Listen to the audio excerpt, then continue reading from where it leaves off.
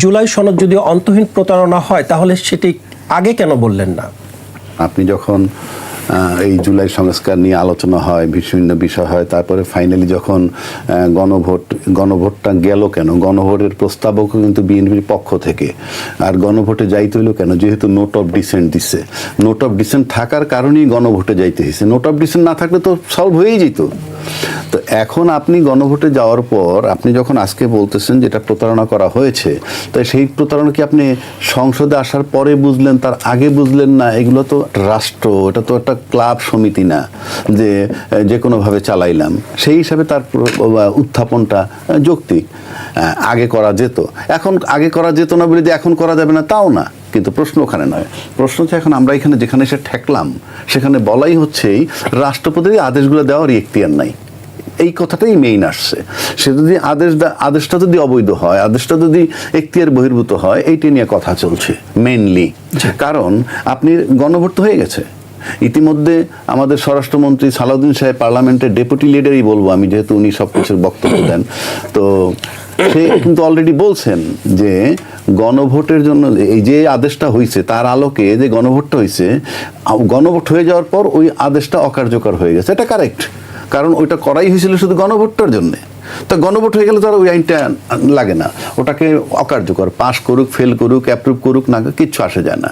কিন্তু বলা হচ্ছে যে এই আদেশটা দেওয়ার ইখতিয়ার তার নাই। যেমন আমি ব্যক্তিগতভাবে সালাউদ্দিন সাহেবের অত্যন্ত চৌকস একজন ব্যক্তি মনে করি, এবং আমি তার পারফরমেন্স দেখতেছি, তার ফিটনেস দেখতেছি, তার বডি ল্যাঙ্গুয়েজ দেখতেছি, তার কোয়ালিফিকেশন যদি আপনি ধরেন, উনি বিসিএস ক্যাডারের অফিসার ছিলেন, উনি লতে লেখাপড়া করেছেন, উনি কয়েকবার সংসদ সদস্য ছিলেন, উনি ডেপুটি মন্ত্রী ছিলেন, প্রতিমন্ত্রী ছিলেন, বেগম খালেদা জিয়ার এপিএস ছিলেন, সব কিছু মিলে, এবং বিএনপির কিন্তু স্ট্যান্ডিং কমিটি একজন মেম্বার, এবং চৌকস। এবং পার্লামেন্ট যেভাবে উনি ফেস করতেছেন তাতে আমি মনে করি ওনাকে বসানো উচিত আমাদের প্রধানমন্ত্রীর পাশে। কেন সেটা বলছি, হয়তো একটা ব্যত্যয় হতে পারে, কিন্তু পাশে বসাইতে বলি এই কারণে যেহেতু পার্লামেন্ট অনেক প্রম্পট সিদ্ধান্ত নিতে হয়। তো ওনার মাঝখানে দুইজন বসার পর উনি বসছেন, যেন টোটাল পারফরমেন্সটা তাকে দেখি। আমার কাছে মনে হয়, আমার একটা অনুরোধ থাকবে যে আমরা অনেক দেশের স্বার্থে যদি পাশাপাশি দুইজন বসে, তাতে যদি প্রম্পট সিদ্ধান্ত নিতে ভালো হয় তাহলে সেটা করা উচিত। এটা গেল একটা অন্য অ্যাসপেক্ট। এইবার আসেন এই জুলাই সনদ, এই যে কি এটার নামটা হলো জুলাই জাতীয় সনদ বাস্তবায়ন আদেশ 2025। এই আদেশটা নাকি দেওয়ার কোনো এখতিয়ার রাষ্ট্রপতির নাই, সংবিধান কভার করে না। এটা সংসদে প্রচুর আলোচনা হইতেছে। আমি সিম্পলি একটা বলবো যে এই আদেশটা যে রাষ্ট্রপতি দিছে, রাষ্ট্রপতির আদেশ আইন সেটা সংবিধানের 152(2)-তে আছে, এই জায়গাটায় আছে। যদি বলেন আমি একটু পড়ে শোনাই, এটা দরকার আছে, কারণ আমি মনে করি যে for the greater interest of the people বলা হয়েছে আদেশটা আইন কিনা। আমি সেই জায়গাটায় যাচ্ছি। আপনার সংবিধানের 152-তে যদি আসেন, এই যে সংবিধানের 152(1)-এ সংজ্ঞা দেয়া আছে কোনটার অর্থ কি। সেখানে বলা আছে আইন। আইন অর্থ কি? আইন অর্থ কোনো আইন, আইন অর্থ কোনো আইন, 1 নম্বর। তারপরে বলা হচ্ছে অধ্যাদেশ, তারপরে বলা হচ্ছে আদেশ, তারপরে বিধি, প্রবিধান, উপ আইন, বিজ্ঞপ্তি ও অন্যান্য আইনগত দলিল এবং বাংলাদেশের আইনের ক্ষমতা সম্পন্ন যে কোনো প্রথা বা রীতি, এগুলো হলো আইন। তাহলে রাষ্ট্রপতির আদেশ সেই হিসাবে আইন। এখন এর উপর অনেক ডিসিশনও আছে, আমি সেটা জানি না, লম্বা সময় যাবে। আমি সংবিধান দিয়ে শুধু দেখালেন যে আইন, আমি বলছি 152-তে বলা আছে এটা। এখন আসেন তারপরে, এখন এখানে কথা আছে যে এটা আইন যে হয়েছে, আইনের উপরে কিছু লেখে না, এটা কোন কি বলে আইন হইল বলছে। যেমন অধ্যাদেশ, প্রশ্ন তাহলে ওঠে যে অধ্যাদেশ যদি দেয়, রাষ্ট্রপতি অধ্যাদেশ দেয়, তখন সংবিধানের 93 অনুযায়ী অধ্যাদেশ দেয়, এবং উপরে লেখা থাকে 93 অনুচ্ছেদ অনুযায়ী অধ্যাদেশ দেওয়া হইল। এখন আদেশটা কেন দিলেন উনি, সেটা উনি ব্যাখ্যা দিছেন এখানে। যদি ব্যাখ্যা না দিতেন তাহলে কথা ছিল। দেখেন আপনি, আমি সংক্ষেপে পড়ি। জুলাই জাতীয় সনদ সংবিধান সংস্কার বাস্তবায়ন আদেশ 2025 কি বলছেন? প্রেক্ষাপট আছে তো, বলতে হইব তো আমি কেন আইনটা আদেশটা দিলাম। যেহেতু সুদীর্ঘ গণতান্ত্রিক সংগ্রামের ধারাবাহিকতায় বাংলাদেশের 2024 সালের জুলাই আগস্টে সংগঠিত ছাত্র জনতার সুফল গণ অভ্যুত্থানের মাধ্যমে জনগণের সার্বভৌম ক্ষমতা ও অভিপ্রায়ের প্রকাশ ঘটিয়েছে। অর্থাৎ জনগণের যে সার্বভৌম, সেটা তারা একটা অভিপ্রায় ঘটিয়েছে আন্দোলন করে, যেহেতু বলতেছে। তারপরে বলতে যেহেতু উক্ত অভ্যুত্থানের ফলে 5 আগস্ট 2024 তারিখে তৎকালীন ফ্যাসিবাদ সরকারের পতন ঘটে, 6 আগস্ট 2024 সেই তারিখে জাতীয় সংসদ ভাঙিয়ে দেওয়া হয় এবং 8 আগস্ট অন্তর্বর্তীকালীন সরকার গঠিত হয়, যাহা জাতীয় আন্তর্জাতিক পর্যায়ে কার্যকরিতে স্বীকৃতি লাভ করিয়াছে। আবার বলতেছে যেহেতু রাষ্ট্রীয় সংস্কার সাধনের মাধ্যমে সুশাসন, গণতন্ত্র, সামাজিক ন্যায় বিচার প্রতিষ্ঠা এবং কর্তৃত্ব ও ফেসিবাদ শাসনের পুনরাবৃত্তি রোধ করিবার উদ্দেশ্যে অন্তর্বর্তীকালীন সরকার সংস্কার করার পরিকল্পনা করিয়াছে। বিএনপির পক্ষ থেকে কিন্তু বলা হচ্ছে যে জুলাই সনদ নিয়ে তাদের কোনো প্রবলেম নেই, এটার প্রক্রিয়া নিয়ে হচ্ছে। না বলছি, তাহলে আইনি প্রক্রিয়া বলতে কি?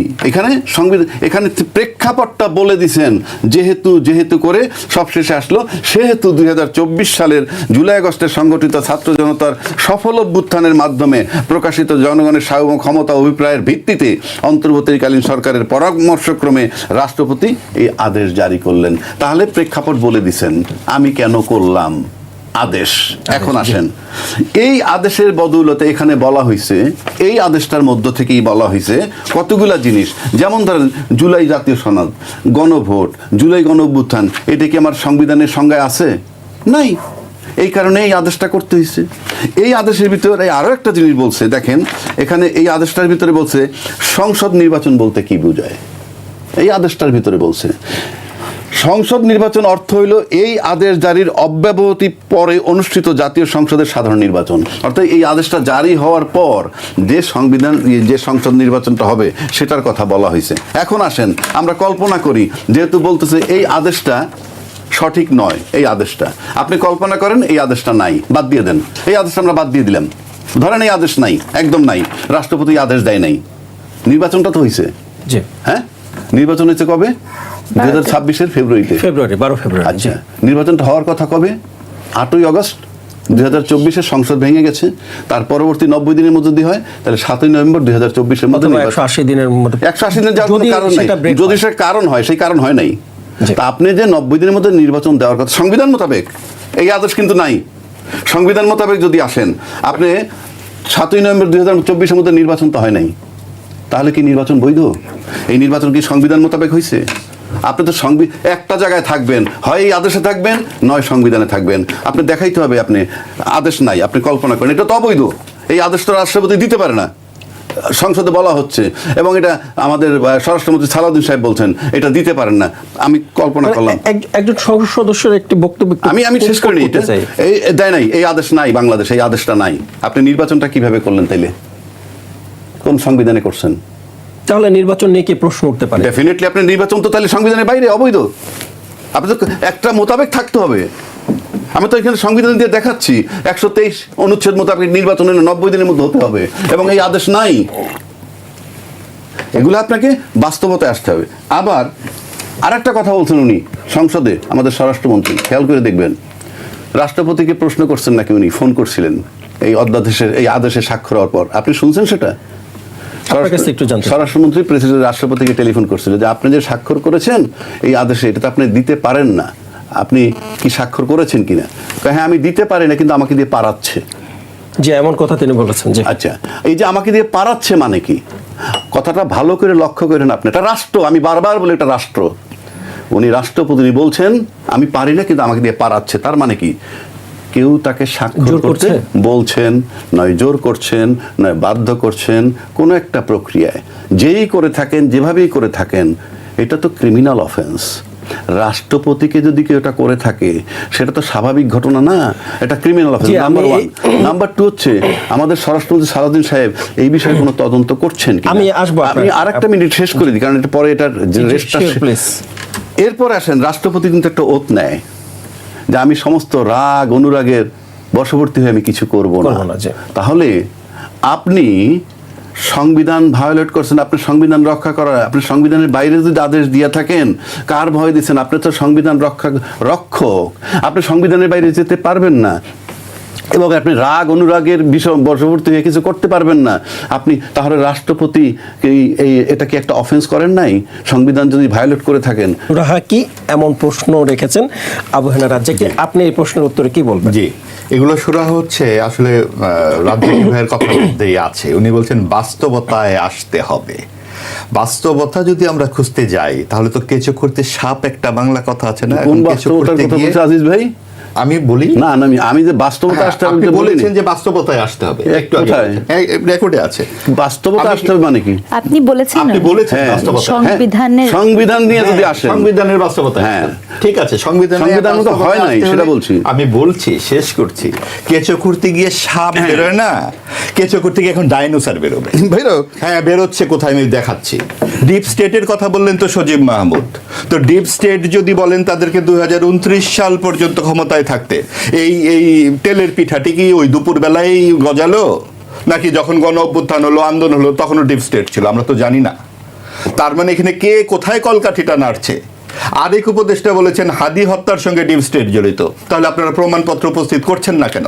তাহলে যে আন্দোলন আমরা চোখের সামনে দেখেছি তার পেছনে কে বা কারা ছিল? মানে আরো আন্দোলনের আছে, আগেও আমাকে কি বলতে deep দিন state please। ছিল না? হ্যাঁ, কেন নয়, এই প্রশ্ন আমরা করতেই পারি।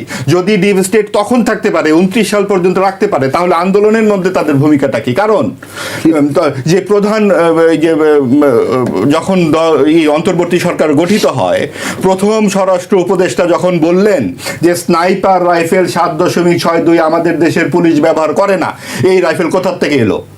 এর কোনো ব্যাখ্যা না দিয়ে এই লোকের চাকরি খেয়ে দিল ওই অন্তর্বর্তী। বছরে দিল। তার মানে কি? তার মানে এই 7.62 রাইফেল কোত্থেকে এলো? এই ডাইনোসর গুলো কোথায়?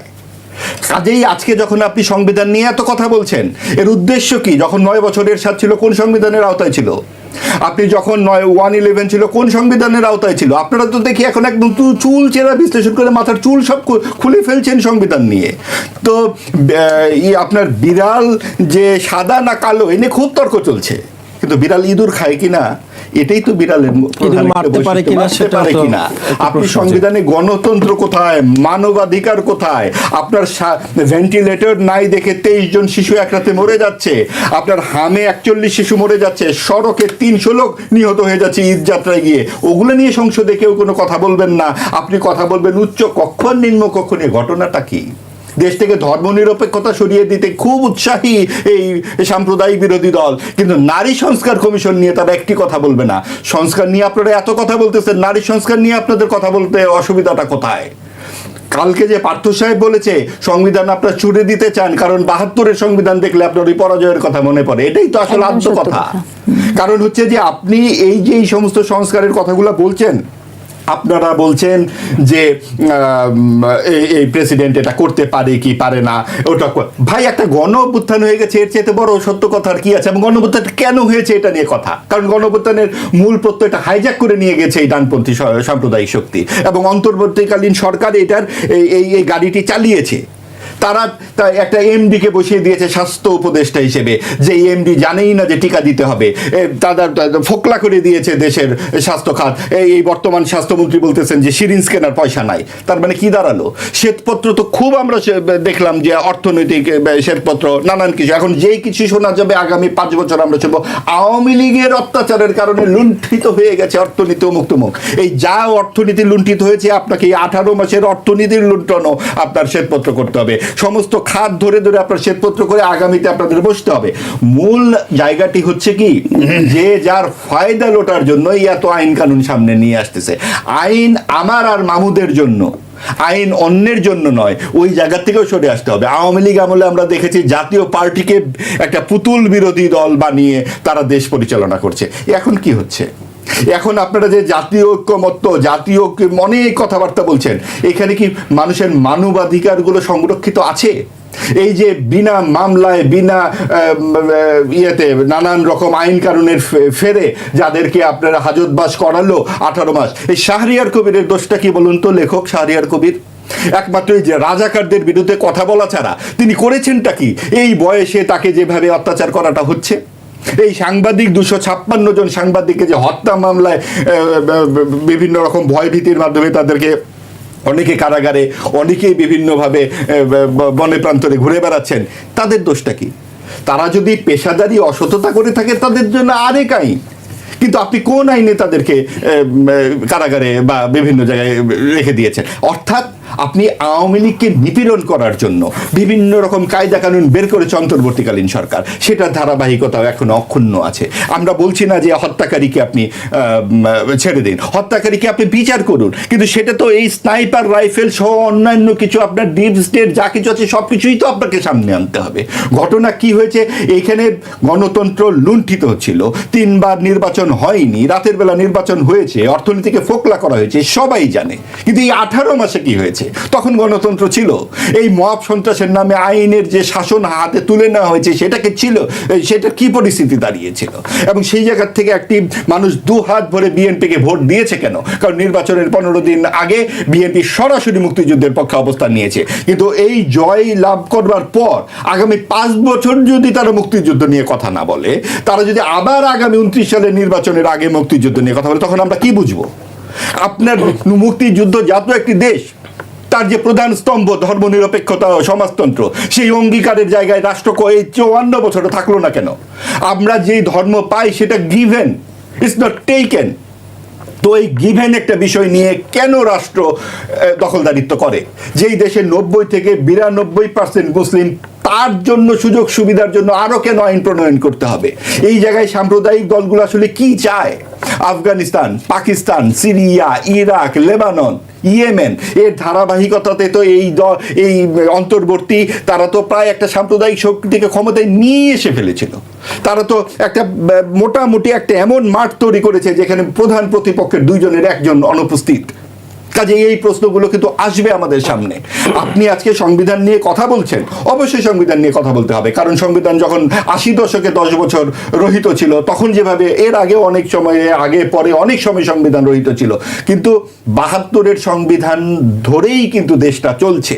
এবং সেই জায়গায় যতই আপনি রহিত করেন, যতই প্লাস মাইনাস করুন না কেন, জনগণের অভিপ্রায়, আপনি বলছেন জনগণের সার্বভৌম অভিপ্রায় এই হচ্ছে জনগণের সার্বভৌম অভিপ্রায়। মার্কিন যুক্তরাষ্ট্র থেকে পড়ে আসা একজন ভদ্রলোক যার বাংলাদেশি পাসপোর্টই নাই, তিনি খালি অভিপ্রায়টি জানলেন। আমরা সাধারণ মানুষ জনগণের অভিপ্রায় জানি না। আমরা জানি যে পরমত সহিষ্ণুতা, সকল দল মত নির্বিশেষে, এমনকি সাম্প্রদায়িক রাজনীতি যারা করবেন তারাও সমাজে থাকতে পারবেন, তারাও বিধিবদ্ধভাবে রাজনীতি করবেন, যারা এর বিরোধিতা করবেন তারাও বিধিবদ্ধভাবে রাজনীতি করবেন। কিন্তু এই আইনের শাসন কি আমরা দেখতে পাচ্ছি? আমরা তো 1.5 মাস বয়সী সরকারের কাছে সবকিছু প্রত্যাশা করি না, কিন্তু সংসদ যেটা বসছে, এই যে আপনার যা যা কথাবার্তা হচ্ছে, সংবিধানের এত কথাবার্তা কি আসলে? জুলাই সনদ নিয়ে যে ভাই যে বললেন, যে বা আপা বললেন যে এই সালাউদ্দিন সাহেব এই প্রতারণার অভিযোগটি আগে না করলে তারা হয়তো ভুলে গেছেন। আগে কেন করলেন? আগে অবশ্যই করেছেন, পত্রপত্রিকা একটু সার্চ দিলেই পাবেন, এটা তখনই কথা বলা হয়েছে এবং সাংবাদিকরা লিখেছেন, বাই নেম কলাম আছে যে এটা প্রতারণা হচ্ছে জাতির সাথে, যখন নোট অফ ডিসেন্টগুলো সরকার, এটা বিএনপির পক্ষ থেকে বলা হয়েছিল। কিন্তু তারপর তারা আন্দোলনের নামেনি কেন? কারণ সরকার চাইছিলই এইসব হজবরল পাকিয়ে কোনোভাবে একটা এমন পরিস্থিতি তৈরি হতে যাতে নির্বাচনটি আরও পিছিয়ে যায়। তারা আরও মহা আনন্দের সঙ্গে তাদের সাবেক ব্যবস্থাপনা সম্পাদকদের সহ, স্বাস্থ্য খাত সহ, আইন খাত সহ, নানান রকম মুক্তিযুদ্ধ খাত সহ, নববর্ষকের মঙ্গল শোভাযাত্রাও তাদের গাত্রদাহ ছিল। পাকিস্তানি শব্দগুলো তাদের বিসিএস থেকে তুলে দিয়েছিল। মাজার ভাঙা, আপনার মুক্তিযুদ্ধের ভাস্কর্য ভাঙা, 32 নম্বর ভাঙা, আপনি দেখুন প্রতিরোধ যুদ্ধ হয়ে গেল। মানে এই সমস্ত অপ্রয়োজনীয় বিতর্কগুলো কারা তুলেছে? কি দরকার ছিল এইসবের? এই অপ্রয়োজনীয় বিতর্কগুলো কি একেবারেই অপ্রাসঙ্গিক এবং কোনো কিছু চিন্তা ভাবনা ছাড়া বলে আপনাদের মনে হয়? না, তার পিছনে তারা এক একজন সকলেই বিভিন্ন দেশ বিদেশের ডক্টরেট ডিগ্রিধারী। তারা কোন যোগ্যতায় এবং গণ অভ্যুত্থানের কোন তাদের যে অংশগ্রহণের ফলাফল হিসেবে তারা সরকারে দায়িত্ব পায়? এই যেই ঘটনাটি ঘটেছিল, যেটা বলেছেন আমাদের সংসদে আমরা শুনলাম যে আমরা তো 300 রান করে ফেলেছিলাম, আপনারা পরে 6 বলে 12 রান করেছেন। কথাটা সত্য, কারণ এই 15 বছর ধরে বিএনপির নেতৃত্বে যে বিশাল আন্দোলনটা হয়েছে, তার পরিণতিতেই তো একটা সময় কোটা বিরোধী আন্দোলনে সকল মানুষ দল মত নির্বিশেষে সেখানে যুক্ত হয়। কাজেই মূল আকাঙ্ক্ষার সাথে আমাদের একমত হতে হবে। সংসদে যেন মানুষের এই দুর্বিষহ পরিস্থিতি, শিশু হত্যা হচ্ছে, শিশুরা মারা যাচ্ছে টিকা নাই, মানুষ জ্বালানি তেল পাচ্ছে না। আচ্ছা, টিকার কথা যেহেতু আসলেন, মানে অন্তর্বর্তী সরকারের আমলে তো 41,000-এরও বেশি কোটি টাকা বরাদ্দ ছিল, তাহলে টিকা কেন কেনা হলো না? কারণ তারা তো ওই সময়- মুক্তিযুদ্ধ নিয়ে ব্যস্ত ছিলেন, তারা তো 32 নাম্বার ভাঙ্গা নিয়ে ব্যস্ত ছিলেন। বুলডোজার তো আর ভাই পকেটে নিয়ে যাওয়া যায় না। তারা তো ব্যস্ত ছিলেন ইতিহাস লেখার কাজে। মুক্তিযুদ্ধে কে ঘোষণা করেছেন? অন্তর্বর্তীকালীন সরকারের প্রধান বলেছিলেন বাড়ি কেন ভাঙ্গা হচ্ছে, তার মেয়ের কাছে গিয়ে জিজ্ঞেস করুন। উনি মেয়ের খবর নিচ্ছিলেন, কিন্তু উনি খবর নিচ্ছিলেন না দেশটা কিভাবে চলবে। আপনি 18 মাসে একবার শুনেছেন এই অন্তর্বর্তীকালীন সরকারের পক্ষ থেকে কোনো ছাত্রছাত্রীদেরকে বলা হচ্ছে বাবারা তোমরা পড়তে যাও, প্রশ্ন করো, জানো এবং জানাও? এই কোনো কিছু না বলে তোমার বাড়ির ভেতরেই ফ্যাসিস্ট আছে, তোমার গ্রামের ভেতরেই ফ্যাসিস্ট আছে, তোমার ঘরের ভিতরে তোমরা যুদ্ধ করো, পরস্পরের বিরুদ্ধে বিরোধ লাগিয়ে দেওয়া ছাড়া অন্তর্বর্তীকালীন সরকার করেছেটা কি?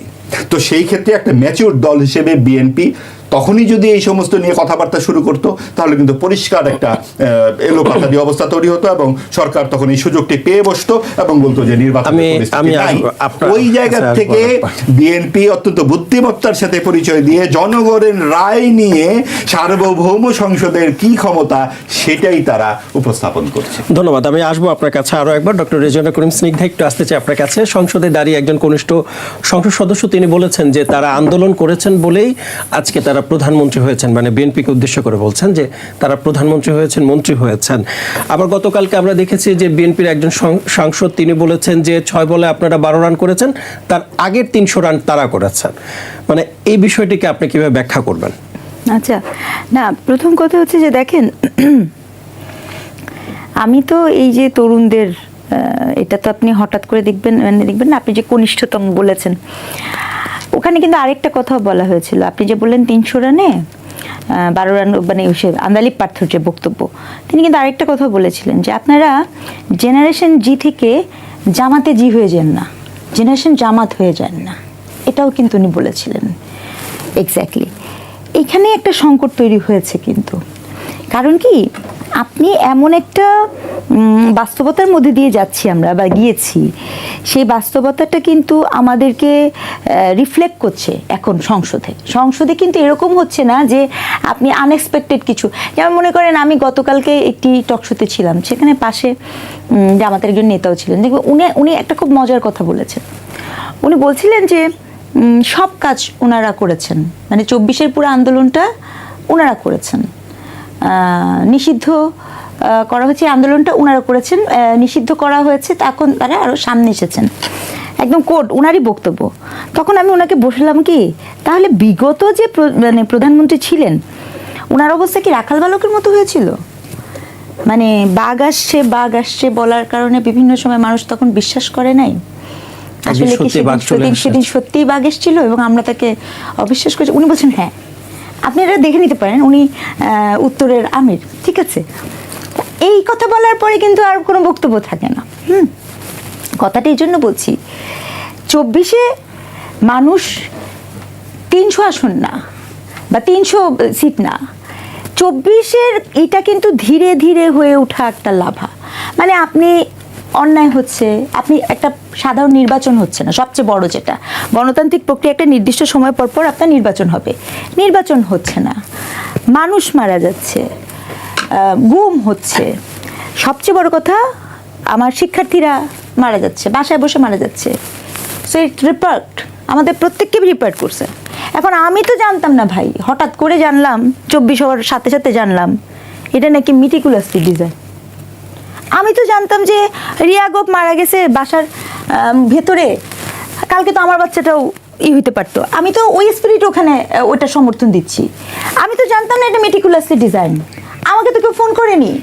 তো যখনই আপনি এটা মেটিকুলাসলি ডিজাইন, তাও আবার দেশে না বিদেশে যে বলেছেন, সেই মুহূর্তেই তো এই পুরো গল্পটা একদম স্বচ্ছ পানির মতো সদস্য কিনা বা তারাই সেটা আমি বলতে পারবো না, কারণ এদেরকে আমরা চিনি না, এদেরকে ওই আসিফ মাহমুদ সজীব ভুঁইয়া উনি চেনেন, যেহেতু উনি বলেছেন, এটা তাদেরকে প্রশ্ন করা উচিত। কারণ আমরা ডিপি স্টেট কারা বা কি, সেটা তো আমাদের মতো সাধারণ মানুষের কাছ পর্যন্ত আসে না। আরেকটা কথা আমি বলবো, সেটা কি, আপনি বাংলাদেশের মানুষ যে যত যাই হোক, আপনি শেষ মুহূর্ত পর্যন্ত বাংলাদেশের অস্তিত্বের সাথে, এইটা আমার নির্দ্বিধায় নির্বিঘ্নে বলা, অস্তিত্বের সাথে মানে হচ্ছে বাংলাদেশের মুক্তিযুদ্ধের ইতিহাসের সাথে কোনো কম্প্রোমাইজ হওয়ার তো কোনো কারণ নেই। এটা তো আমি মানে আমার ধারণা যারা বাংলাদেশে বিশ্বাস করে তারা কেউই কিন্তু এটা কখনোই ধারণ করবে না। জি, আসবো হ্যাঁ? আপনার কাছে। তো এই বিষয়গুলো মাথায় রাখা উচিত, কারণ আপনি স্বাধীনতা, এটাও আমার প্রশ্ন, মুক্তিযুদ্ধে এতগুলো মানুষ মারা গেছে, শহীদ হয়েছে, আমরা যুদ্ধ করেছি, এর মুরালগুলো কেন ভাঙা হয়েছিল, এখনো ভাঙা পড়ে আছে কেন? জাতীয় জাদুঘর, মুক্তিযুদ্ধ বিষয়ক জাদুঘর থেকে ওই যে মাটির নিচে যে জাদুঘর আছে, অনেকে জানেও না আমাদের, সেগুলো এখন পর্যন্ত এটা পড়ে আছে কেন? সে বিষয়ে আমি আন্তরিকভাবে বলবো, this is very urgent to fix this error, because এই ইতিহাসটা কিন্তু আমাদের ইতিহাস, বাংলাদেশের ইতিহাস। হ্যাঁ, আপনি স্বাধীনতা দিবস 26শে মার্চের মধ্যে পাকিস্তান দিবস করছেন কেন? আপনি ঐতিহাসিক লাহোর প্রস্তাব করেন, ঐতিহাসিক লাহোর প্রস্তাব গুরুত্বপূর্ণ, সেটা বাংলা হেফাজত 72-এর সংবিধান নিয়ে এত প্রশ্ন, এই সংবিধানের আলোকে তো জামায়াত বিরোধী দলও হয়েছে। আমি তো সেটাই এতক্ষণ বললাম, মাহবুব ভাই বললেন, আমি আমার সাবজেক্ট নিয়ে বলছি বা যে ছিল, আমি জানি না ওনারা যে বিষয়ে গেছেন সেটা আমার কাছে মনে হয় যে আমার কাছে একটু কথা তার কারেক্ট হতে পারে, বাট ইরিলেভেন্ট। কেন বললাম, আমরা বলতেছি এই যে আইনটাকে মানতেছে না, সেইটি নিয়ে কথা হয়েছে যে এই আইনটা যদি না থাকে তাইলে কি হয়। এই জুলাই আদেশ বাস্তবায়ন আইন যেটা করছে, এইটা না থাকলে কি হয় আমরা সেটা বলছি। এইটা না থাকলে আমার নির্বাচনটা সংবিধান মোতাবেক হয় না, আর এটা থাকলে আমি একটা আইনের আওতায় আসি, আমি সেই কথাটা বলছি।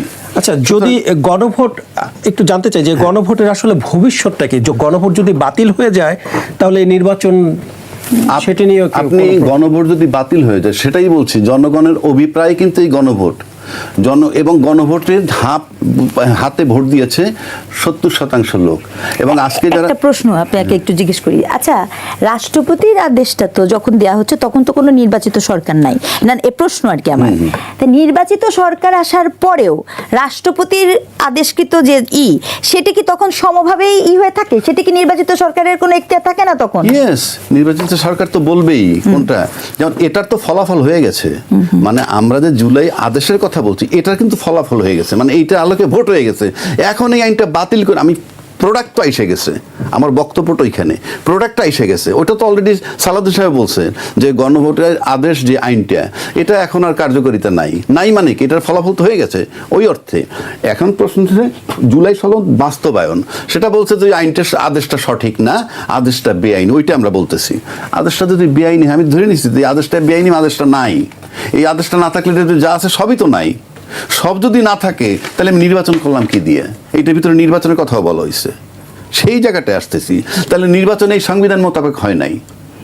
এই সংবিধান মোতাবেক হওয়ার কথা 90 দিনের মধ্যে 7 নভেম্বর 2024, সেটা যখন হয় নাই তাহলে আমাকে এখানে যেতে হয়, তাহলে আমার নির্বাচন বৈধতা পায় না, এটা আমি বলে গেছি। এখন অন্য একটা প্রসঙ্গে আসি।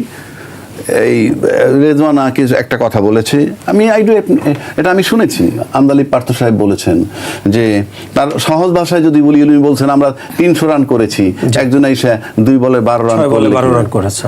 আপনি কতগুলো খেলা আছে, আপনি যদি খেলা দিয়েই বুঝাই, ক্রিকেট খেলা বলেন, ফুটবল খেলা বলেন, যে আমরা 2টা দলে খেলা খেলতেছি, পুরা মাঠ 90 মিনিট নিয়ন্ত্রণ করছি আমি, মানে আমার দল, কিন্তু আরেকটা দল ভালো নিয়ন্ত্রণ করতে পারে নাই, একটা গোল দেওয়ার সুযোগ পাইছে, 2টা গোল দেওয়ার সুযোগ পেয়েছে, গোল দিয়ে দিছে, দ্যাট ইজ জাজমেন্ট। গোল দিছে মানে সে বিজয়ী। আপনি 2008-এর পর যদি, নির্বাচনের পর যদি সব দল আন্দোলন করে 100 রান করে থাকে, 2014-র পর আরও 100 রান করছে, 2018-র পর আরও 100 রান করছে, 2024-এর নির্বাচনের পর যদি শেখ হাসিনা 29 সাল পর্যন্ত ক্ষমতায় থাকতো তাহলে তো আরও 100 রান করতো, 400 রান হইতো।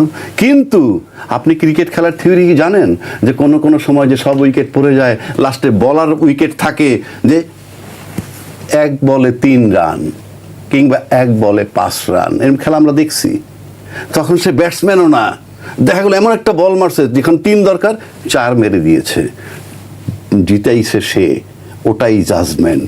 সুতরাং আপনারা যদি আরো 300, তাহলে আরো 100 রান করতেন, আরো 100 রান করলে কি হইতো, যে ওই সরকার, এর আগে যারা পতিত সরকার 29 পর্যন্তই ক্ষমতায় থাকতো, আর আপনার আন্দোলন নামে ঠুকুর ঠুকুর করে আরো 100 রান করতেন, সরকারের পতন হইতো না। যেই সরকারের বিরুদ্ধে আপনার আন্দোলন করছেন, যে তাকে সরাইতে চাইছেন 12 বছর 14 বছর যে আন্দোলন করেন, সরকারকে কিন্তু সরাইতে পারেন নাই।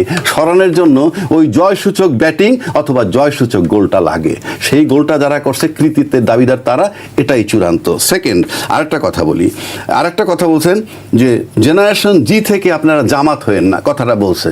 আমি যৌক্তিক, আমি এডমিট করি যে তোমরা জামাত হয়েও না, কিন্তু প্রশ্ন হচ্ছে এত সহজ এটা বলছেন কেন? বাংলাদেশের ইতিহাস আমরা জানি, জার্সি বদল, দল বদল কে করে নাই?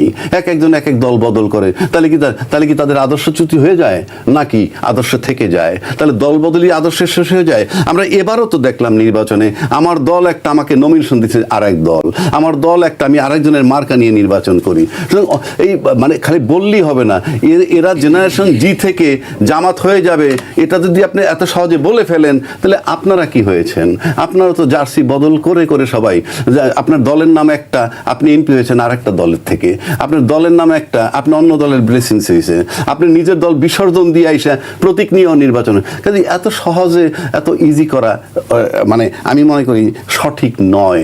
তাহলে আপনাদেরকে নিয়ে তো আমাদের প্রশ্ন আছে, যারা অন্যান্য যারা জার্সি বদল করেন, দল বদল করেন, তাহলে কি আইডিওলজি বলতে কিছু নাই? আমরা এক জায়গায় গিয়ে বসে এই নতুন পোলাপান গিয়ে কোনো উপায় না পাই 11 দলের সাথে একটা জোট বানাইছে, এখন তারা জামাত হয়ে যাবে? জামাত কিন্তু কেউ পছন্দ করে না। আপনি মাজার ভাঙা পছন্দ করে কেউ? করবে না। এটা জামাত ভাঙুক আর যেই ভাঙুক পছন্দ করবে না। স্বাধীনতা বিরোধী, স্বাধীনতা বিরোধী, আচ্ছা স্বাধীনতা বিরোধী শক্তি আমরা তাদেরকে বারবার বলি, আমরা তো তাদেরকে আমরাই জিয়ে রাখছি। আজকে 5 বছর কিন্তু তার বাসায় জাতীয় পতাকা উত্তোলিত থাকবে বিরোধী দলের নেতা হিসাবে। সেটা কারা করেছি? আমরা যে খালি জামাত বিরোধী করি, এটা কি আমাদের স্লোগান? না, আমরা চাই না। আমরা তো জামাতের ইফতার পার্টিতেও যাই, দায়িত্বশীল ব্যক্তিও তো যান। আমার কথাটা হইল, আমার বিরোধটা কোথায়? এটা কি আমরা ভাগ ডিভিশন করে রাখতেছি নাকি? 71 সালের শেখ হাসিনা চলে যাওয়ার পরেই কথা আসতেছে 72-এর সংবিধান। চ্যালেঞ্জ করলাম, 72-এর সংবিধান বলতে থেকে যে বাংলাদেশের কি লেখা আছে? গণপ্রজাতন্ত্রী বাংলাদেশের সংবিধান। এখানে লেখা আছে গণপ্রজাতন্ত্রী বাংলাদেশ সংবিধান 72। আপনি আইনের থিওরি জানেন? লেখে নারী ও শিশু নিধন আইন 2003, অর্থাৎ 2003 সালের আইন। এটাকে যদি এখনো সংশোধন করা হয় তখনও লিখবে নারী ও শিশু আইন 2003। আর এখানে কি লেখা আছে বাংলাদেশের সংবিধান 1972? এটা সংস্কারযোগ্য, সংশোধনযোগ্য, সবকিছুর যোগ্য। বাংলাদেশের সংবিধানে এটার নাম থাকবে। আপনি মুক্তিযুদ্ধ তামাশা নাকি? 100% রাষ্ট্রবিরোধী একটা লোকের মুক্তিযুদ্ধের ইতিহাস লিখতে দেন তো, বাংলাদেশের ইতিহাস দেখি সে মুক্তিযুদ্ধ বাদ দিতে পারে কিনা। এটা আমার একটা স্লোগান বানাই। শেখ হাসিনা চলে গেছে ভাবটা এরকম এরপর থেকে যে উনি বোধহয় মুক্তিযুদ্ধ নিয়ে গেছে গিয়ে। মুক্তিযুদ্ধ শেখ হাসিনার সম্পদ না রাষ্ট্রের সম্পদ? আর আমরা যদি এত মুক্তিযুদ্ধ লালন করি, তাহলে মুক্তিযুদ্ধের যে স্থাপনাগুলোর উপরে এখনো কেন আঘাত? সেটা তো ফৌজদারি বিচার, অফকোর্স করেন। আমরা তো ওই যে যেদিন বঙ্গবন্ধুর বাড়ি ভাঙছে সেদিন আমরা টকশোতে বলছি, কেউ চ্যালেঞ্জ করতে পারি না, চ্যালেঞ্জ করতে আমরা বলছি এটা কোনোভাবে অ্যালাউ করা যাবে না। ধন্যবাদ আপনাকে। জনাব মাহবুব আজিজ, আমি আপনার কাছে একটু আসতে চাই। বিচার করেন মুক্তিযুদ্ধের স্থাপনাগুলোকে কেন টার্গেট করা হচ্ছে? শেখ হাসিনার আমলে তো আমরা দেখিনি যে মুক্তিযুদ্ধের কোনো স্থাপনা অথবা ভাস্কর্যের উপর আঘাত করে। শুধু শেখ হাসিনার আমলে কেন, বিএনপির এর আগেও 2 দফা 80 দশক কারোর আমলে তো দেখি না। এখন কেন তাহলে টার্গেট? এখন কেন হচ্ছে, এটার একটি চমৎকার ব্যাখ্যা আছে। সেটা ভাই খুব সুন্দর করে বললেন। ওই খেলার উদাহরণটি, কালকে থেকে তো চলছে খেলা, যে লাস্ট বলে 4 মেরে দিলে সে তারাই জিতে যায়। কিন্তু এই 4টার মধ্যে যদি রেফারির একটু পক্ষপাতিত্ব থাকে, যদি ওই চুরিচামারি থাকে, তাহলে কি হবে? ওই কাজটি এখানে হয়েছে। হ্যাঁ, খেলায় ওই যে 4 মেরেছে যারা, জাতীয় সংসদে আজকে আমরা যাদের প্রধান বিরোধী দল হিসেবে দেখছি, সেখানে একটি ওই রকম আম্পায়ারের দায়িত্ব কারা ছিল? অন্তর্বর্তীকালীন সরকার ছিল। সে অন্তর্বর্তীকালীন সরকার এটা নিশ্চিত করে গেছে যে আমাদের পছন্দের দলটি বিরোধী দলে বসবে, অন্তত বিরোধী দলে বসবে, যদি সরকারি দলে নাও বসে। যেই কারণে তারা কি করে, আমি এটা বুঝলাম, আমি তো দেখি নাই, আপনি জিজ্ঞেস করতেই পারেন আপনি কি করে জানেন। আমি এগুলো মিলালাম। এই যে আজিজ ভাই, আমি একটু না কোঅপারেট, আপনি তো বলছেন যে পরবর্তীকালের কথা, আমরা তো বলছি ওই দিনটার কথা। আপনি তো বলতেছেন এখন পরে বিরোধী দল হয়েছে, বিরোধী দল পরের কথা বলতেছেন, আগেই হয়েছে। এটা একদিনে হয় নাই, এটা হঠাৎ করে 12 তারিখ তো আসে নাই। না, আমরা সেটা বলি নাই। আমি যেটা বলছি, আমার কথা হচ্ছে, আপনি বলেছেন যে লাস্ট বলে 4 মেরে দিয়ে জয়সূচক গোলটা রেফারি সেখানে হেল্প করেছে, 3টাকে লাল কার্ড দিয়েছে। ওই দিন রেফারি কে? ওই দিনের রেফারি অন্তর্বর্তী সরকার। তাহলে সুবিধা নিছে কারা? এখন সুবিধা নিয়েছে যারা তারা বিরোধী দলে এবং এই না না না না, তাহলে ক্ষমতা আসলে ওই সিচুয়েশনটা এই ক্ষমতায় এসেছে আসলে জামাত, কারণ জামাতের 3 থেকে 4% ভোট, 3 থেকে 7% ভোট, তারা কি করে 36% ভোট পায়? এই ভোটের ভিতরের শুভঙ্করের ফাঁকিটাই হচ্ছে অন্তর্বর্তীকালীন সরকারের এই যে রেফারিং, পক্ষপাতিত্ব। সেই পক্ষপাতিত্বের অংশ হচ্ছে মুক্তিযুদ্ধের ভাস্কর্য ভাঙা, অনবরত তর্ক তোলা এবং মুক্তিযুদ্ধের বিভিন্ন শ্রদ্ধেয় নেতাদের সম্পর্কে অহেতুক বিতর্কগুলো তুলে মানুষের এক ধরনের রাগ বিতৃষ্ণা, জেনজিদের মধ্যে মুক্তিযুদ্ধকে নিয়ে নানান রকম তর্ক তুলে দেওয়া, যে এইগুলোর কোনো প্রয়োজন ছিল না। আমাদের এখানকার অনেক দীর্ঘদিন ধরে, আপনি সবচেয়ে বড় উদাহরণ হচ্ছে কি, এই 18 মাস সময়ে এই সরকার একবারও লেখাপড়ার কথা বলেনি, কারণ লেখাপড়া করলেই তো সত্যটা বেরিয়ে আসবে। এই যে আওয়ামী বয়ান, মুক্তিযুদ্ধের আওয়ামী বয়ান একটা শব্দ এতবার আপনারা শুনেছেন, মুক্তিযুদ্ধের আওয়ামী বয়ান বলে কিছু নাই, আছে বিএনপি বয়ান, কারণ 15 খণ্ড মুক্তিযুদ্ধের দলিল হয়েছে এই জিয়াউর রহমানের সময়ে, এবং সেটার সম্পাদক বরেণ্য হাসান হাফিজুর রহমান, এবং সেখানে প্রত্যেকের অবদান নিখুঁতভাবে লেখা আছে। কে বঙ্গবন্ধু শেখ মুজিবুর রহমান কখন ঘোষণা দেওয়া হয়েছে, জিয়াউর রহমান কখন স্বাধীনতার ঘোষণা দিয়েছেন, কার নামে দিয়েছেন, সবকিছু জিয়াউর রহমানই নিজে লিখে গেছেন একটি জাতির জন্ম নামের নিবন্ধে। এগুলো তো সলভ মেটার। এই সলভ মেটারগুলো কেন সামনে আসতে হলো? কথা, হ্যাঁ, সেই সলভ মেটারগুলো আসা হলো কারণ আমাদের এখানে একটা বিরোধী দল দরকার।